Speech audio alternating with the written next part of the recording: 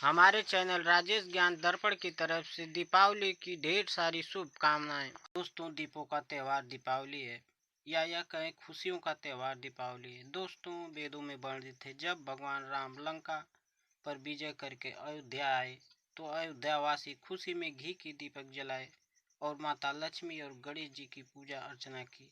दोस्तों, वेदों में एक कथा वर्णित है जिसे सुने बिना माता लक्ष्मी की पूजा अधूरी मानी जाती है।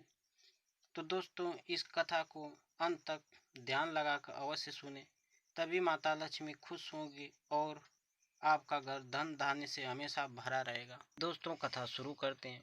एक बार की बात है, एक जंगल में एक साहूकार रहता था। उसकी बेटी प्रतिदिन पीपल के पेड़ में जल चढ़ाया करती थी।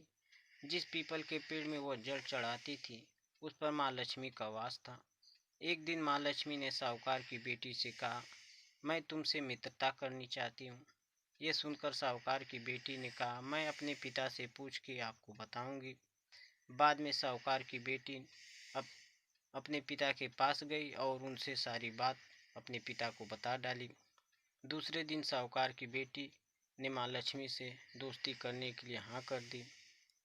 दोनों अच्छी दोस्त बन गई। एक दिन माँ लक्ष्मी साहूकार की बेटी को अपने घर ले आई। माँ लक्ष्मी ने साहूकार की बेटी को खूब स्वागत किया। उन्होंने उसे कई प्रकार का भोजन खिलाया। जब साहूकार की बेटी अपने घर वापस लौटने लगी तो माँ लक्ष्मी ने उससे पूछा कि अब तुम मुझे अपने घर कब ले जाओगी। ये सुनकर साहूकार की बेटी ने माँ लक्ष्मी को अपने घर आने को तो कह दिया, लेकिन अपने घर की आर्थिक स्थिति देखकर वो बहुत दुखी थी।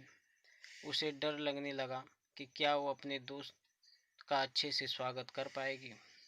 ये सोचकर वो दुखी रहने लगी। साहूकार अपनी बेटी के उदास चेहरे को देखकर समझ गया।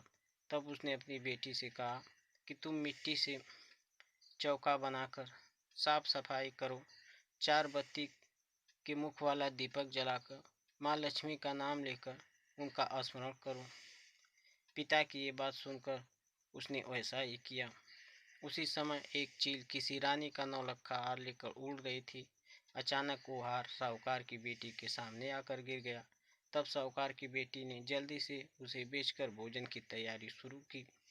थोड़ी देर में भगवान श्री गणेश के साथ माँ लक्ष्मी साहूकार की बेटी के घर आई।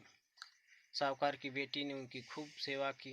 उनकी सेवा को देखकर माँ लक्ष्मी प्रसन्न हुई और उन्होंने उसके सारे दुख दूर कर दिए। इस तरह से साहूकार और उसकी बेटी अमीरों की तरह जीवन व्यतीत करने लगे। उनके जीवन में धन धान्य की कोई कमी नहीं रही।